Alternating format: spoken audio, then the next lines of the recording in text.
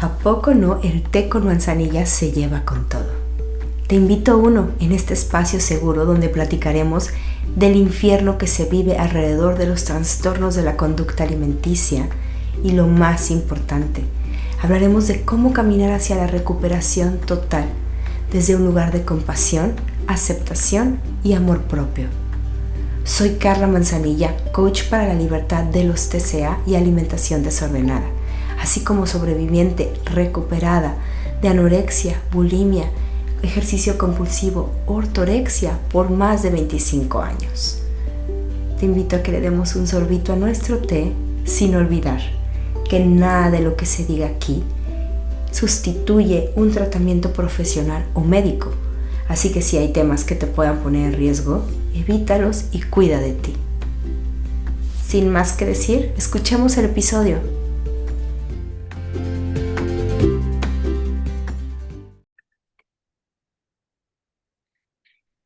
Hola, buenos días, bienvenidos a Un Té con Manzanilla. Estoy muy emocionada porque tengo a una invitada especial por muchas razones. Ella fue una de mis maestras en el diplomado de TCA. Y la verdad es que es un honor tenerla conmigo, que haya dispuesto su tiempo porque está llena de experiencias y conocimientos y creo que va a ser muy enriquecedor la plática con ella. Voy a leer un poquito su biografía. Ella es psicoterapeuta, psicoanalista por la Universidad Complutense de Madrid, especialista en adicciones por la Comunidad Internacional de Comunidades Terapéuticas.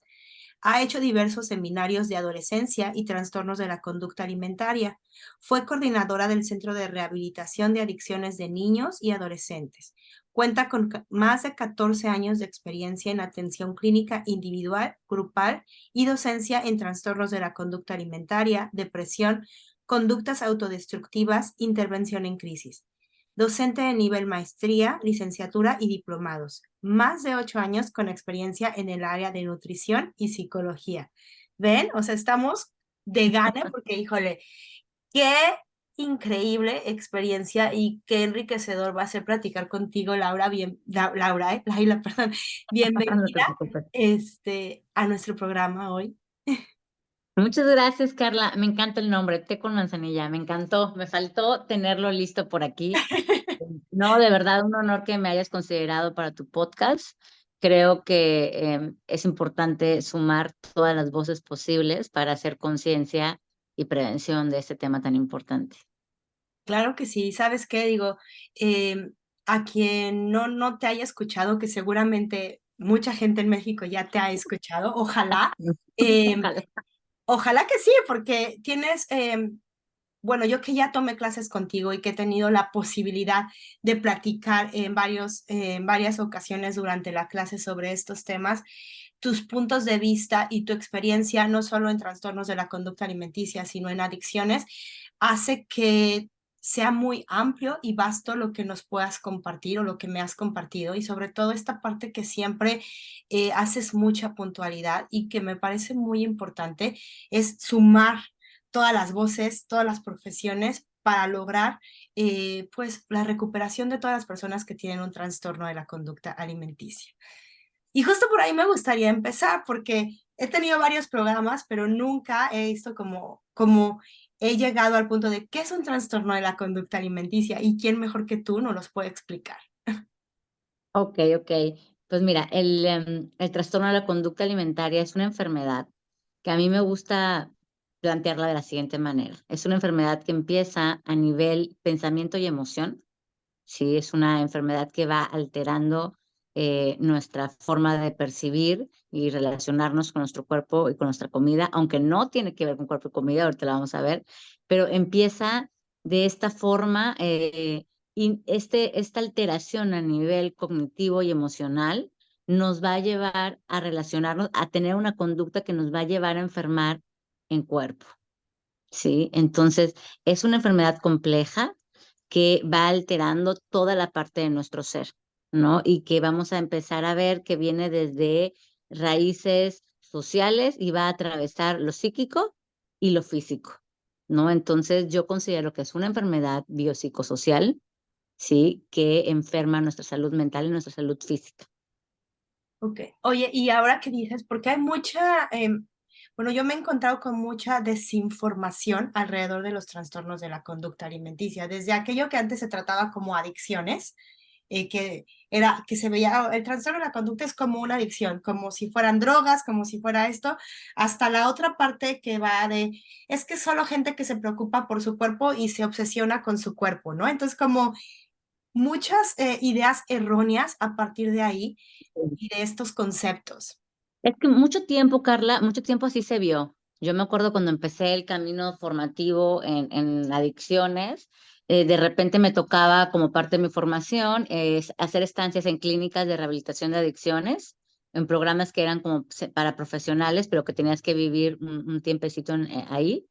Y justo manejaban adentro de los programas de rehabilitación de adicciones los programas de trastornos alimenticios, ¿sí? Entonces, como que el primer tipo de información fue ese estilo, ¿no? Como se manejaba igual, se pensaba que era una enfermedad crónica que no tenía forma de ser curada, ¿ok? Y de hecho el tipo de tratamiento era muy similar, de miedo, de miedo, ¿no? Sí, Estas clínicas que eran de este estilo, ¿no? Donde ibas y te daban ahí el encerrón y entonces había control y restricción también de alimentos, ¿no? Cosa que ahorita lo pensamos y nos da muchísimo miedo porque la comida es necesaria para la vida y la claro. restricción justo nos va a llevar a una mala relación, ¿no? Nos va a llevar a atracones, nos va a llevar a no poder dejar de pensar en comida, nos va a llevar a muchísimas cosas. Entonces, el manejar el alimento que es básico como si fuera una adicción, pues fue por ahí, pues no quiero mencionar así como un error, pero bueno, yo creo que de alguna forma se inician, ¿no? Cuando vemos problemáticas, pero ahorita ya sabemos que no se puede tratar un trastorno de conducta alimentaria como una adicción, ¿no? Mucho que lo Ya aclares. sí, ya las actualizaciones en tratamientos de trastorno de conducta alimentaria tienen una mirada completamente distinta, ¿no? Y toda esta nueva línea de el trastorno de conducta alimentaria tiene cura, lo aleja todavía más, ¿no? De trabajarlo como una adicción, ¿sí? Sí. No podemos vivir sin alimento. Y eso es bien puntual que lo digas, porque creo que de hecho mucha de nuestra generación, bueno, tú seguro eres más joven que yo, pero de mi generación para arriba, eh, creemos eso o creían eso, ¿no? De, es que esto nunca te vas a curar, siempre vas a vivir así. Incluso cuando yo entré por primera vez a recuperación, tenía 18 años, entonces mm, llevábamos una clase como con este libro de los 12 pasos, ya sabes, ¿no? De entonces, Claro, así de exacto, y me acuerdo perfecto que, no me acuerdo quién ni quién me lo dijo o quién fue, pero que teníamos mucho miedo porque yo entré por recuperación de bulimia en ese momento y me decían, es que tú también tienes que cuidar mucho y no caer en el trastorno de atracón. Entonces, no puedes, como este miedo de, ok, sí come, pero no tanto, porque entonces pero no tanto. te puedes cambiar de trastorno, ¿no? Claro. Que entonces, ¿cómo te curas? ¿Cómo Exacto. te curas si el miedo siempre va a estar? Entonces, no podemos curar algo que tiene una raíz de mucho temor con más temor, ¿sí? Yo entiendo, por ejemplo, tú vives en Estados Unidos, ¿no? AA a nivel internacional vino a ayudar a una problemática mundial que nadie estaba viendo, que los gobiernos no atendían, que habían muy pocas profesionalizaciones, o estaban muy inalcanzables las rehabilitaciones para la gente. Entonces, AA vino a dar mucho, ¿no? O sea, AA vino a aportar. Y obviamente en este sentido también empezó a cubrir otras problemáticas desde obviamente sus lineamientos, pero ya nos hemos activado los profesionales, ¿no? Ya la salud empezó a darse cuenta que tenía los estudios, las investigaciones, que tenían que apuntar a necesidades del hoy. Entonces ya empezaron a aportarse nuevas cosas. Definitivamente, antes el AA también crea comedores anónimos donde hay un fomento a la restricción bastante fuerte, Sí, bastante fuerte. sí, y digo, yo vivo en Estados Unidos, pero la primera vez, bueno, me recuperé en México, igual, en una clínica allá en México. Entonces, y ahora la otra parte que nombraste, ok, es entonces un trastorno mental. ¿Y qué diferencia hay o por qué se puede curar? Te lo pregunto, porque a lo mejor hay trastornos Es- mentales que son muy difíciles de curar, ¿no? ¿Por qué un claro. trastorno de la conducta alimenticia sí hay una cura? Claro. Y me gustaría aclarar, ¿no? De repente van a ver, se va a presentar los trastornos alimenticios a la par de algunos otros trastornos de personalidad, que va a hacer que sea muy complejo eliminar, o sea, por completo, porque a veces nacen para compensar cosas de la otra problemática. Entonces, eso va complejizando la hora de la rehabilitación y el tratamiento. O sea, también tengo que dejar claro que hay muchas comorbilidades cuando se trabaja con trastornos de conducta alimentaria, ¿sí? Entonces, igual eso es muy puntual para platicar o para ir viendo el caso por caso a la hora de la rehabilitación, ¿sí? Porque a veces aparece como para contener, compensar o aliviar otro tipo de trastorno, ¿no? Y es importante que lo nombres porque, como dices, creo que nos lo dijeron también en el diplomado, es muy raro ver a una persona que solo tiene TCA sin otras, sin otras cosas que le están alterando, ¿no? Entonces tú me comentabas, ¿por qué ahora pensamos que existe la cura, no? Porque Sí. ahora nos damos cuenta que una de las raíces, porque no te puedo decir que solamente hay un gran culpable, ¿no? Son muchos factores que se van encajando y van embonando para desarrollar el trastorno de la conducta alimentaria, que como te decía, se manifiesta a través del pensamiento y la conducta con alimentos, pero que tiene una raíz mucho más profunda de eso. Sí, mucho más profunda, ¿no? Entonces, cuando nos ponemos a analizar que uno de los disparadores más importantes también tiene que ver con toda esta cuestión de la cultura de la dieta, con gordofobia y con muchas causas sociales que directamente apuntalan a que la problemática que está abajo empiece a ponerse en cuerpo y peso y que tenemos una sociedad que lo sostiene, empezamos a ver también y a analizar que cambiando paradigmas, discursos, trabajando con otra mirada de buscar valía, autoestima, identidad, ¿no? Em, a- a- Internalizar diálogos distintos, ¿no? Todo eso va ayudando a que la persona pueda salir de esta situación. Sí, es bien fácil decir, vamos a quitar algo, pero si esto que queremos quitar viene a resolver otro problema o sostener algo, ¿qué le damos? ¿No? Dejamos a la persona vacía y entonces es cuando se vuelve un poco imposible. Sí, claro, porque al final, y pasa, y yo he encontrado como casos que las personas sí terminan un tratamiento, pero luego después de ese tratamiento, ¿qué? O sea, ¿ahora qué hago en el mundo real? ¿Ahora qué hago cuando me expongo a lo que me exponía antes? ¿Cómo lo compenso? O sea, no sé cómo desarrollarme dentro de todo lo que oigo, dentro de una sociedad que constantemente está motivándome a hacer conductas de riesgo. Exactamente, que tú acabas de decir, porque, y esta frase a mí me deja impactada, ¿no? Lo que se le recomienda a una persona de cuerpo grande hacer para su salud es lo que a veces son los síntomas de un trastorno de conducta alimentaria que se le identifica por ahí a una persona delgada, por así decir. Porque mucho tiempo se pensaba que un trastorno de conducta alimentaria lo tenía o una persona extremadamente delgada o una persona extremadamente gorda, ¿no? Y aquí utilizamos la palabra gorda sin el estigma, sino como una característica física, ¿no? Entonces, sí, pues obviamente eso también lleva a que muchas personas que tienen un trastorno alimenticio no estén diagnosticadas, porque a lo mejor eh, no lo visualizan, que es otro mito, no se ven los trastornos, pero de repente llegan al sector médico y con conductas desordenadas o dañinas, pero como no tienen un peso bajo, ¿no? Le siguen fomentando esas conductas en lugar de detectar el diagnóstico, cosa que es para que se te pongan los pelos de punta. Es cierto, fíjate que ahora me pasó con mi hijo, mis dos hijos fueron a un estudio, y te lo digo así, tuvieron a mi hija no le hicieron estudio de sangre, se lo van a hacer después, y a mi hijo sí le hicieron estudio de sangre. Entonces, mi hijo vive en un cuerpo, delgado, ¿no? Y entonces me habló y me dijo la doctora, oh, parece que tiene un poco su colesterol alto, pero si desayunó algo, está bien. Y además, él no tiene sobrepeso, o sea, no hay problema. Y dentro de mí fue o sea que si hubiera tenido un peso más grande, hubiera habido un problema, cuando los estudios dicen lo mismo. Y entonces me dio así de el shock completo porque qué injusto, ¿no? Y es justo lo que estás diciendo. Entonces, una persona que, aunque todos sus estudios estén correctos, si su cuerpo no entra dentro de los parámetros de los cuadros de los médicos, pues entonces hay un problema.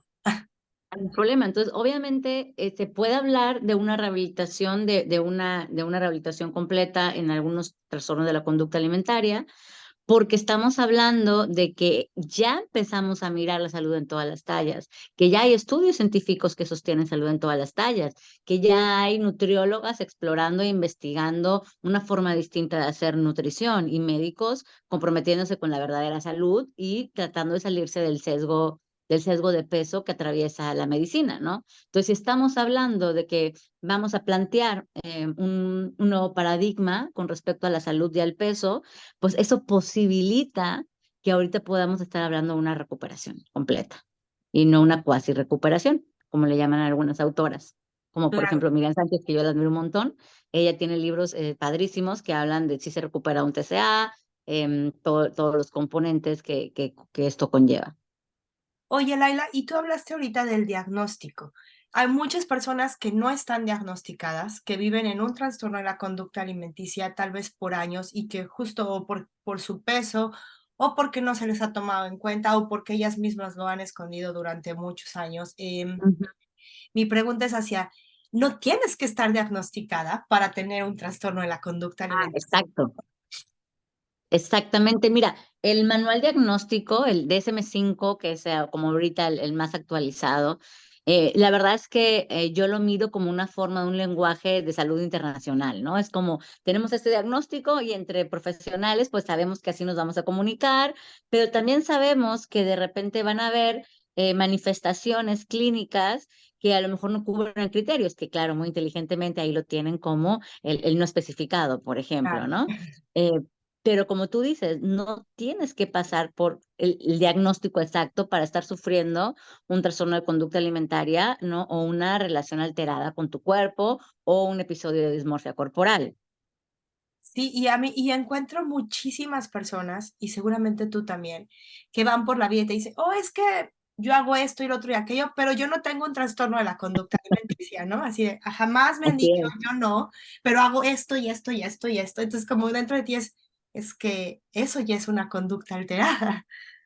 así es, así es. Y es como, claro, pero no estoy aquí de psicóloga, ¿no? Claro. Nada, de repente cuando tengo mucha confianza con la persona sí me atrevo a expresar como, guay, o sea, qué triste que te tengas que llevar así con la comida o con tu cuerpo, o oye, sabes que se vale tener otra relación con tu cuerpo y tu comida, ¿verdad? Pero esto depende mucho o sea, si no me vienen a consultar y nada más lo escucho por la calle, pues no suelo estarme metiendo, pero sí es como que la normalización de la conducta trastornada con los alimentos es muy normalizada y fomentada y reforzada en la sociedad en la que vivimos. Así es. Si Y también tuvieses esto, Carla, perdón, ahora dime. que lo dices, esto también lleva a que de repente cuando se busca la atención es cuando la persona ya se encuentra en un grado de peligrosidad de su vida muy importante, ¿no? De repente nadie se entera que un adolescente tiene problemas hasta que se desmaya en la clase, Sí. ¿no? O hasta que pierde su menstruación, no si es que ya había empezado a menstruar, porque ahorita ya no es un factor determinante, pero a lo que me refiero es que a veces, como están tan normalizadas estas conductas, que cuando empieza a desarrollarse el trastorno y pongo entre comillas, porque no es que tengas un control, porque está esta idea de que lo estoy controlando perfecto, ¿no? Te engaña fabuloso esto. Nadie se da cuenta porque ese tipo de conductas, como los ayunos prolongados, las compensaciones, el estar buscando quemar lo que se comió, el movimiento desde el castigo o desde la modificación de cuerpo, están fomentados y súper normalizados por la cultura. Entonces, de repente vemos o sea, una familia que aplaude y fomenta hasta que sucede algo completamente grave, que es lo que preocupa, ¿no? Exacto, sí, y qué bueno que lo nombras, porque a veces estas conductas que parecen normalizadas, dentro de ahí es como donde está un punto rojo, ¿no? O una advertencia de debemos parar estas conductas normalizadas como padres de familia, como sociedad, como maestros, porque a veces nada más vemos como a los papás, pero en las escuelas hay tanta normalización y los propios maestros promueven este tipo de cosas que, y sobre todo en la adolescencia, cuando los padres ya no son tampoco los más importantes o la influencia más importante, y cuando están también estos maestros o estas otras personas adultas Así es. que marcan la vida de los adolescentes y que también a Y ellos las redes, y es- las redes y los las influencers y redes los maestros o los coaches o los de coaches baile, clases, gimnasio. y que están llenos de información que dice, ok, entonces estoy haciendo lo correcto. Y como dices, ya cuando llegan contigo, entonces ya están en una situación de gravedad. De gravedad. Así es. Y no es que no se puedan recuperar, pero hubiera sido más fácil si llegaran. Exactamente. No sé si tan más fácil, a veces sí, a veces no, o sea, porque ahí de repente la sensación de vacío de identidad está fuerte, pero a lo mejor con una salud menos dañada. Menos dañados. ¿No? Porque a nivel emocional y mental, aunque esté iniciando, el dolor, el sufrimiento psíquico y emocional es grande. A lo que me refiero es que recuerda que es algo que empieza a nivel mental y emocional y esto te va a llevar a una conducta que te va a llevar a enfermar físicamente, Claro, ¿no? Entonces, el daño físico a veces está más desarrollado, ¿no? Entonces es más complejo. Y a lo mejor la dismorfia está más avanzada, pero el sufrimiento psíquico normalmente es muy similar desde el inicio. ok. Gracias por aclararlo. Sí, creo que es importante en ese sentido. Y justo hay algo que me preguntan mucho y yo creo que tú eres la mejor persona para responderlo. Como, ¿qué tengo que ver si mi hijo, cómo sé si mi hijo tiene una conducta, un trastorno de la conducta alimenticia? Ok, Como algunos wow. signos. I know que son muchísimos, pero siempre ya sabes que quieren. Dime los 10 signos o dime esto, o sea, como, ¿qué serían las cosas que como padre de familia o incluso como maestro eh, Claro. pondrían nuestros sistemas en alerta de decir, ups, aquí hay algo raro? Ok, mira, lo que pasa es que hay diversos tipos de trastorno de conducta alimentaria, ¿no? Que van desde lo restrictivo, restrictivo purgativo, ¿no? O los de atracón, ¿no? Que vienen a manifestarse, pues a lo mejor a nivel conducta un poco distinto, pero a nivel emoción, pensamiento, ¿sí? Si vemos o escuchamos sobre todo que tu hijo, hija o hije no, se nombran su valía a través de cómo nombran su cuerpo, ¿no? Que hablen mal de su cuerpo, que estén en constante control, que vean que están en extremos de mucho control del alimento o empiezan a restringir o al contrario, empiezan a desbordarse a la hora de alimentarse, ¿no? Que sienten que pierden el control, que generan culpa, ¿no? Que algo cambia de cómo normalmente se llevan con el alimento. Este cambio puede ser, como te comento, desde que empiecen a privárselo, a controlarlo, a modificarlo o a hacerlo de una manera a lo mejor desproporcionada o que sientan que están fuera de control, ¿no? Entonces, primero que nada, observar, escuchar cómo se habla del alimento, del cuerpo y de sí mismos. Y segundo, si hay un cambio en el tipo de ingesta, porque a veces como, ay, pues es que empezó una dieta y yo misma la llevé a que la pusiera en la dieta y estuvo súper bien. Y no, 95 si no me equivoco, fueron las cifras de las últimas encuestas de las personas, de los adolescentes que inician una dieta restrictiva generan un trastorno de la conducta alimentaria, ¿sí? Entonces hay que tener muchísimo cuidado. Los menores de edad no deben de ponerse a un régimen de este estilo porque el porcentaje o el impacto que van a tener de poder desarrollar un trastorno de la conducta alimentaria es mayor, ¿no? Entonces, también eso, ¿no? Si de repente vemos que nuestros hijos empiezan a hacer este tipo de restricciones en una edad muy temprana, muchísimo ojo de no reforzarlo y de fomentar valía de la persona más allá de lo físico. ¿Y qué pasa si esta restricción la da un médico? Claro, eso es súper más peligroso porque entonces está avalada. Entonces ese mismo médico que te puso restricción, luego te dice, pero no tanto. Ajá, exacto. Sí te crea muchísima confusión. Es como, a ver, porque literalmente así me lo han dicho adolescentes. A ver, mamá, ¿por qué ahorita te estás quejando y quieres que coma cuando tú misma me estabas diciendo que tenía yo que estar baja y baja de peso? No te empieces a quejar ahorita con la psicóloga. O sea, literalmente así he escuchado que te respondan las adolescentes, ¿no? Y esto es algo muy loco, tanto del sector salud como de los papás, el mensaje tan distorsionado y ambivalente que estamos pasando a pequeñas cabecitas. ¿no? Aguas, ojo ahí, ojo ahí. Sí, y entonces como esta parte de la salud no solo de mental, no solo en los niños, sino qué está pasando contigo como papá, ¿no? ¿En dónde estás parado? O sea, que también es como irnos preguntando, a mí se me hace como un hilito que cuando vas empezando a desatar, te va llevando, ops, creo que estoy pasando un mensaje erróneo como papá y luego te vas abajo, más abajo y creo que a mí me pasaron ese error, ese mensaje erróneo mis papás. Entonces sigues y sigues. Transgeneracionales, ¿no?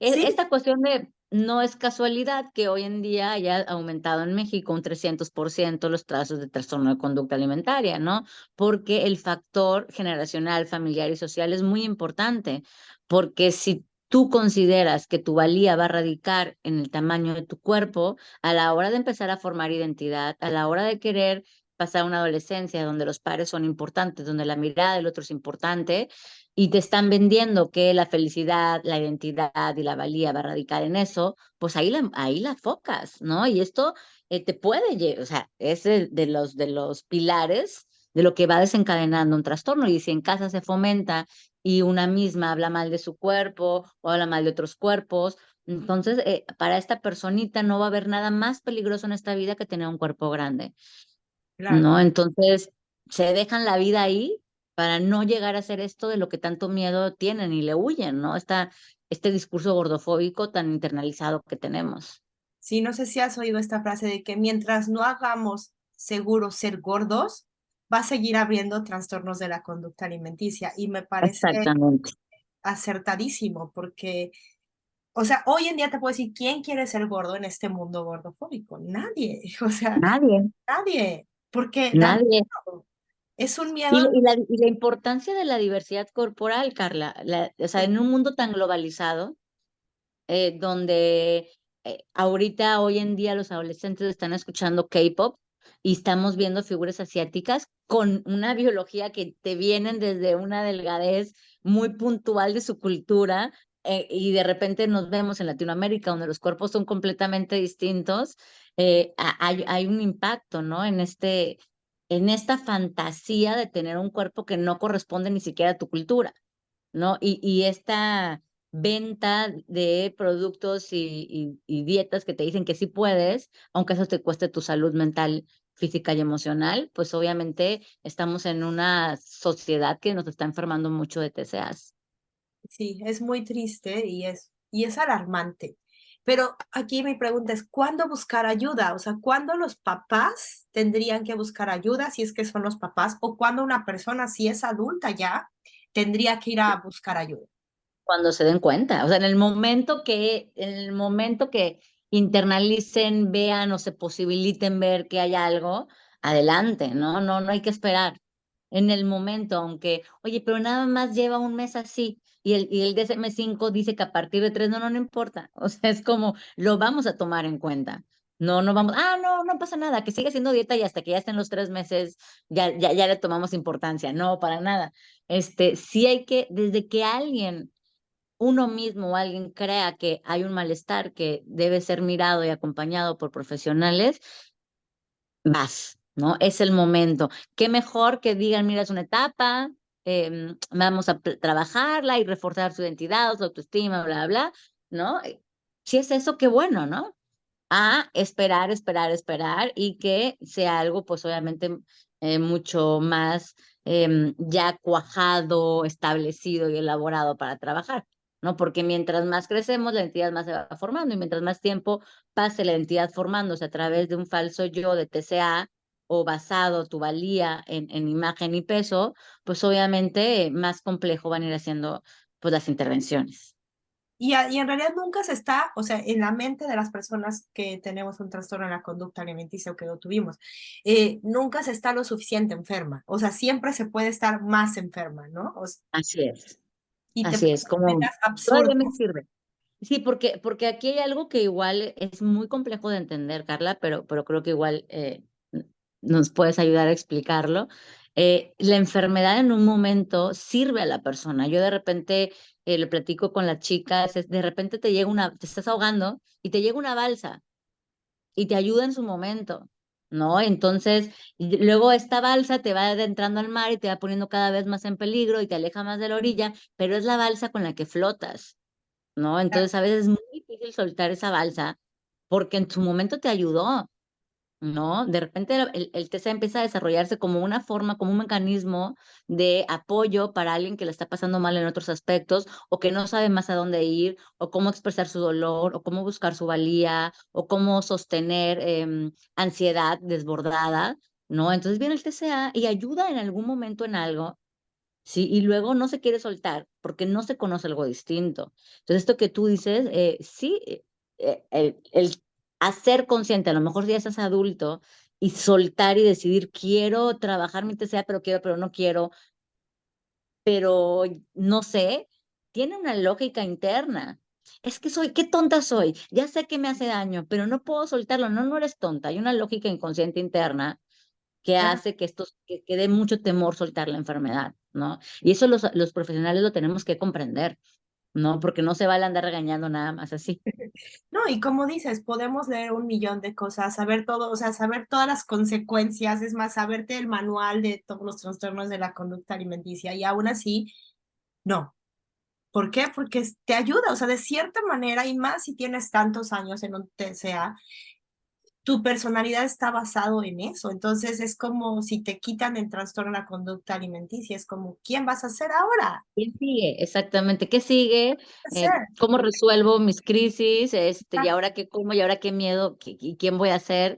Y luego, ¿qué tal si me recupero y tengo un cuerpo que me da terror y no quiero vivir en un cuerpo que me dé terror, ¿no? Y es complejo, ¿no? El trabajar esto es complejo, se lleva tiempo y se necesita, como tú bien dices, que yo siempre digo, un equipo, porque les comento, o sea, esto empieza a nivel emocional, mental, pero va afectando otras áreas y todas tienen que sanar. Claro. Pero, y digo a esto por si no, quien nos esté escuchando, que está en esta idea de, ok, sí, pero no, al final es posible trabajarlo, ¿right? Sí, Es, claro. o sea, no siempre te vas a quedar como en la deriva de, ay, no voy a ser nadie. O sea, creo que con el trabajo, con esta ayuda, vas a encontrar quién eres tú realmente. Así, y bueno, y no me malentiendan, no porque digo que se necesite un equipo de profesionales tienes que empezar con todos. Sí, sí. Sí, de repente también puedes empezar con el que te sientas más cómoda y poco a poco ir aceptando e integrando a otras áreas o ir sanando otras áreas, ¿no? También es importante que lo sepan, ¿no? Porque no, nada más se siente así como que el peso que no, y ahorita tengo que pagar y psiquiatra y nutriólogo y psicólogo y la salud no es barata, mínimo en este país no, o luego la salud pública del país en el que vives no hay acceso, ¿no? O no se permite. Entonces van a haber un montón de cosas que te vayan poniendo trabas. Mira, como se pueda empezar, ¿no? Como Ok, se puede si alguien empezar. ahorita está pensando en, ok, yo quiero empezar, pero no tengo dinero, pero no tengo seguro, ¿por dónde pueden empezar ellas mismas?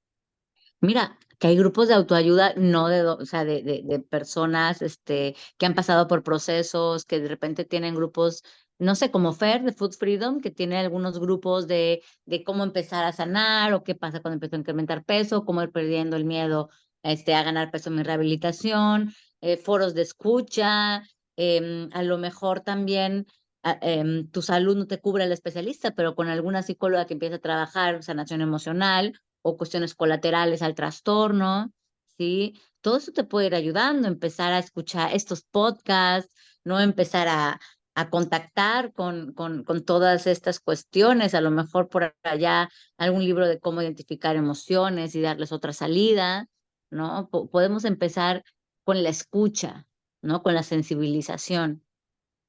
O sea que el punto aquí es decir, como esa parte de, ok, el primer paso es decidir que quieres hacer algo. Sería como el primer paso. Exactamente, exactamente. Que pedir ayuda a alguien, ¿no? Platicárselo a tu pareja, platicárselo a tu mejor amiga, a tu familia, en caso de que tengas la ventaja de que sea una red de apoyo, ¿no? Porque es como que en quién volteo, porque ya recurrí a decírselo a fulanito y lo que me dijo es que soy una exagerada, ¿no? O me invalidó, o resulta que tiene la misma problemática que yo. Entonces también poder compartir ese peso con alguien que te comprenda es muy importante.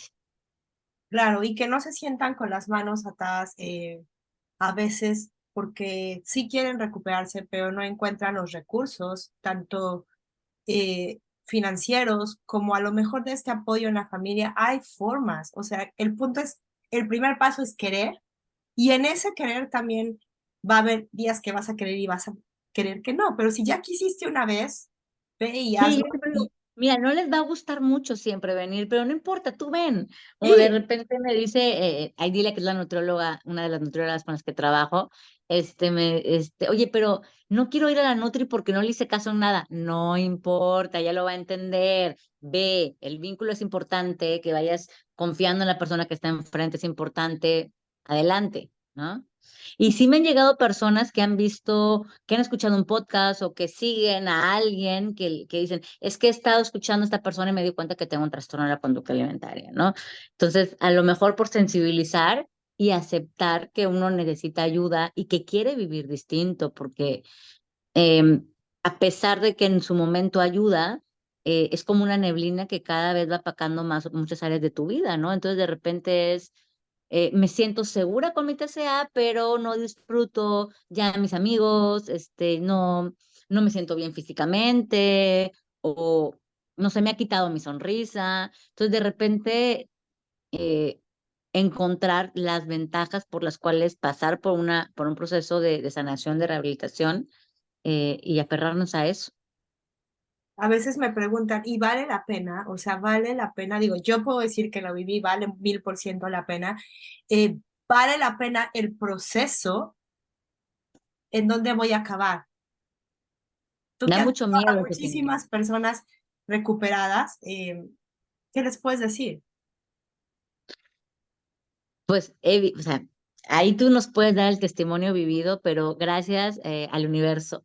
También he tenido la fortuna de acompañar muchos procesos satisfactorios y es una cosa maravillosa, ¿no? Porque de repente los papás te dicen, o los familiares, si son adultos o el mismo adulto te dice, ay, yo solía ser una persona tan risueña, o a mí me gustaba tanto tal cosa, y a lo ves al final, ¿no? Es cuando de repente ves a esta chica que llegó em, con cuttings o muy enojada con su cuerpo y a lo mejor lejana ya de amigas, con una cara seria y de repente ya, después de un proceso, es como, ven, te cuento un chismecito y no sé qué, y con otra vibra y felices con tu cuerpo. Y sí, fue mi cumpleaños y lo disfruté con mi comida favorita y entonces ya puedo ir al cine y ya no me estoy fijando en esto. O sea, este tipo de cositas donde la persona va recuperando la felicidad de su vida es bien bonito.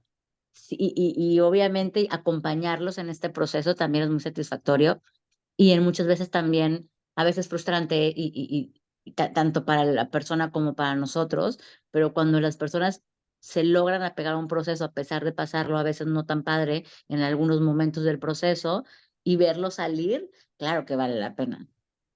¿Tú qué Wow. nos dices, Carla? No, yo digo que vale 100% la pena. La verdad es que yo siempre, porque me han dicho, es que he oído gente que dice, es que también esta parte de decir que es posible recuperarse crea mucha presión, ¿no? Entonces es como ponerle presión a la misma persona. Y desde mi punto de vista no es que no es ponerle presión, sino es darle una esperanza a las personas que hay una forma de vida diferente.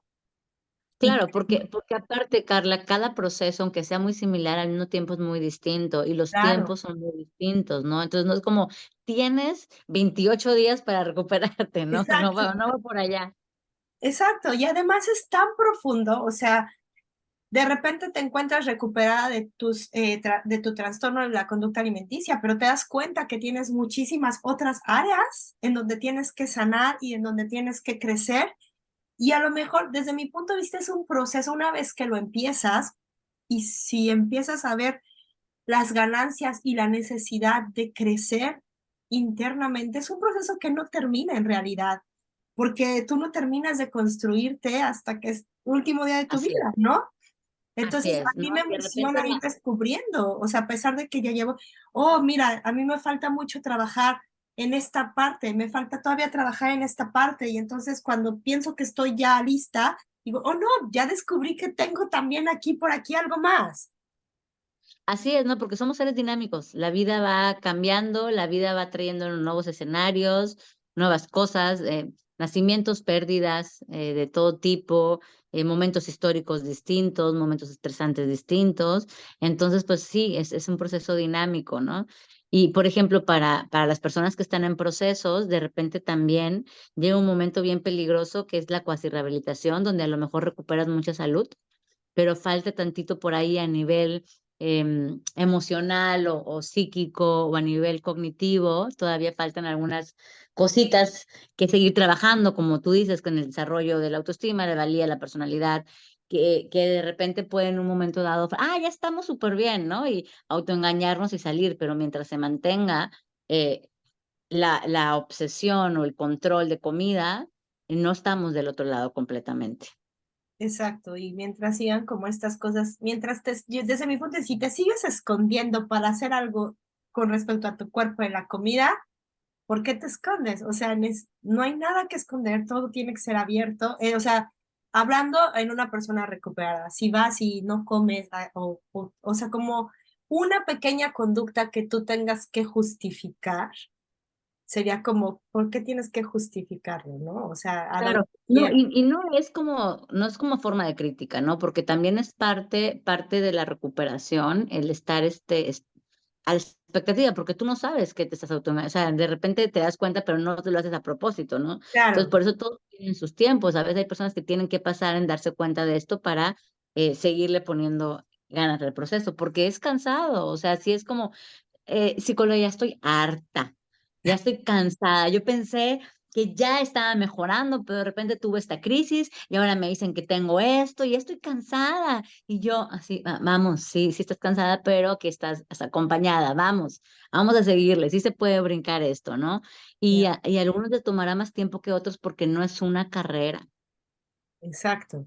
Qué bueno que lo nombras. No es una carrera, cada proceso, lo dijiste, es diferente, cada uno tiene sus tiempos y así como el TCA tardó en formar sus redes dentro de ti, también va a tardar en irse, a lo mejor no, gracias a Dios, no al mismo tiempo que lo tuviste, tal vez menos, pero cada proceso es diferente y la vida es diferente para cada uno porque Sí. siguen ocurriendo cosas en tu vida que pueden Y, llevar a tu trastorno a un lugar distinto, no lo sabes. y dijiste hace rato algo muy importante que en su momento no tomé, pero sí quiero retomar ahorita. A veces el síntoma se va desplazando, entonces sí pasa que a veces uno empieza con restricción y de repente tiene etapas de atracón y de repente hay inhibición y purgas, ¿no? Entonces de repente el malestar va evolucionando, ¿no? Va poniéndose en diferentes partes. Y eso es algo importante porque a veces lo primero que hacemos es tratar de modificar una conducta, pero si no trabajamos con el malestar emocional profundo o psíquico, eso se va poniendo en diferentes partes, ¿no? Entonces también hay que estar muy puntual de pues, control, ¿no? Que a veces se maneja, ya lo controlo, pero está puesto en otro sitio o de diferente manera o disfrazado. Entonces también hay que estar bien pendientes de todo esto. Claro, y eso, Y bueno, como dices, se necesita, a veces no nos damos cuenta, entonces por eso es importante el acompañamiento así es. profesional, o si no puedes por alguna razón económica, tener como a un aliado, una red de apoyo que te pueda nombrar esas conductas que estás haciéndolas en compensación, ¿no? Y sobre todo que tengan un apoyo emocional, porque eso se vive con Sí, mucho sufrimiento y mucho miedo, ¿no? Y entonces mínimo tener alguien que te ayude a cómo sostener estas emocionalidades tan pesadas, tan a veces catastróficas para las personas, pues se puede empezar por este acompañamiento emocional. claro. Oye, Laira, ya casi se va a acabar el tiempo, ni me Ay, no me digas eso. Digo, yo podría platicar 2 horas contigo, pero no sé si tengas tiempo. Más bien, quisiera Podemos hacer parte dos. poder, no, va a ser parte 2. Si tú me das chance, claro que sí. Digo, para ir como puntualizando. Entonces, un TCA es un trastorno tanto psicosocial, lo dijiste así, Biopsicosocial, exactamente. psicosocial, eh, es posible recuperarse. Ujú. No hablamos de si es posible prevenirse, ¿Qué crees? Mira, ¿Prevenible? cuando una enfermedad tiene una de sus orígenes a nivel social, claro que se puede prevenir. Bueno, no, estoy diciendo una barrabada. O sea, normalmente son prevenibles la mayoría de las situaciones, ¿no? A nivel social, a nivel de fortalecimiento psíquico y muchas veces también a nivel físico, ¿no? O sea, hay algunas cosas prevenibles, sobre todo las psicosociales, ¿sí? Sobre todo. Entonces, claro que podemos, obviamente si estamos hablando que una de las causas muy importantes a nivel social es un discurso de una cultura de dieta, gordofobia, pues por ahí ese lado hay muchísima cuestión de prevención en casa, en familias, ¿no?